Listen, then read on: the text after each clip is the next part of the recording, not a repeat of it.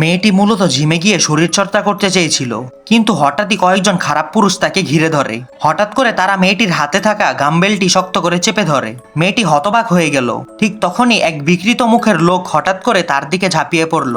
তার আচরণ হয়ে উঠল আরো বেপরোয়া। মেয়েটি তখন দিশেহারা, আর সেই লোকটা তো নির্লজ্জভাবে তার গায়েই বসে পড়ল এবং দুহাত বাড়িয়ে তাকে ধরার চেষ্টা করলো। এই ভয়ানক মুহূর্তে একটা ফুটবল হঠাৎ করে সোজা গিয়ে লাগলো সেই লোকটার মাথায়। এরপরে জিমের মালকিন দৃঢ় ভঙ্গিতে এসে সেখানে উপস্থিত হলেন। এই লোকটা পরিস্থিতি খারাপ দেখে পালানোর বদলে সে মালকিনকে প্রেমের প্রস্তাব দিয়ে বসে। এই হঠাৎ পাওয়া বেহুদা প্রস্তাবে মালকিন মুখে ফুটে ওঠে এক দৃঢ় ও ঠান্ডা অভিব্যক্তি। তিনি তিনজন পুরুষকে একটা চ্যালেঞ্জ ছুড়ে দেন। যদি তারা এই খেলা জিতে যায় তবে তিনি তাদের একজনের সঙ্গে প্রেম করতে রাজি হবেন, আর হেরে গেলে তাদের সঙ্গেই জিম ছাড়তে হবেন।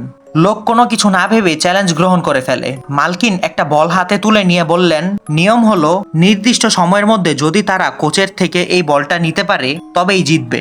লোকের দুই সঙ্গী সঙ্গে সঙ্গে আক্রমণ চালালো, কিন্তু তারা কোনোদিনও ভাবতে পারেনি এই সাধারণ দেখতে কোচ আসলে একেবারে চটপটে ও দুর্দান্ত ফাইটার।